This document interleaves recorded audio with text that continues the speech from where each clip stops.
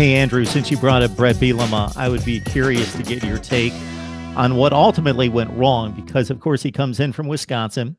They break the bank for him.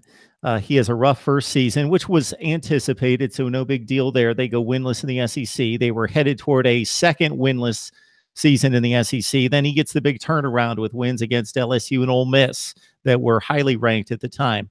Finishes that second season off strong. Then he starts to go to bowl games, wins 7 games, wins 8 games, and he improves his win total each and every year. Then the end of that 2016 season, at a point in which with about 3 or 4 games left, it looked like they were going to once again improve on a decent season and finish in the top 25 after they had won a couple bowl games.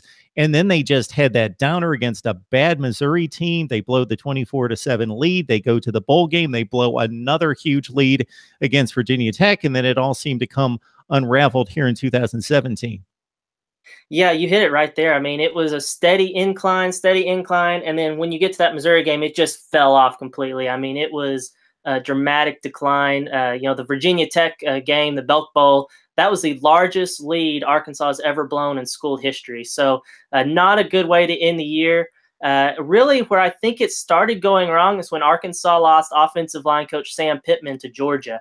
He's a guy that really helped Arkansas build what was arguably the best offensive line in the country. They got some high-quality guys like Dan Skipper, Denver Kirkland, Frank Ragnow, guys to come in and play offensive line that were very, very talented that Arkansas probably wouldn't have gotten otherwise. And they gave up the fewest sacks in the SEC for 3 straight years, Bielema's first 3 years, even the 2013 season when they only won 3 games, which is just incredible. And then they replaced Sam Pittman with a guy named Kurt Anderson, who was an assistant offensive line coach for the Buffalo Bills. And, I gave him a chance, but it was just such a dramatic drop-off to the next year because Arkansas was last, gave up more sacks in the SEC over the last 2 years than any other team in the conference. So just that alone, Austin Allen was a success. It was a pretty good quarterback for Arkansas, but he just never had any time to find receivers, and he always got hit and he got banged up, and then confidence starts to go away. So I think that was a major thing. Also, I think defensive recruiting really struggled under Bielema. I actually wrote a piece yesterday about the recruiting during Bielema's tenure. They signed, I think, 21 or so low 3-star recruits during his tenure, and a lot of those guys just transferred out or have just been, special teams guys. And you need those guys, but you also need the depth at Arkansas. And I think that, if they had more depth on defense, you maybe wouldn't have seen some of the second half collapses. We mentioned Missouri and Virginia Tech in the 2016 season, but those collapses were a common theme throughout Bielema's tenure.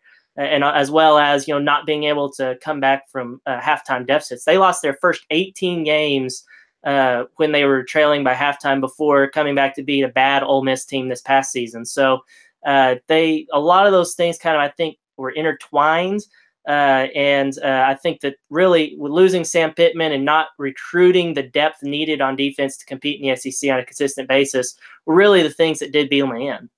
Yeah, and it sounds like it's coming together as a perfect storm or an imperfect storm when you've got depth issues and then you combine that with everybody gets hit with injuries, but Arkansas got hit with more injuries than the average team, certainly this past season. And if you've got depth issues and get hit with more injuries than most teams, then it's spells trouble.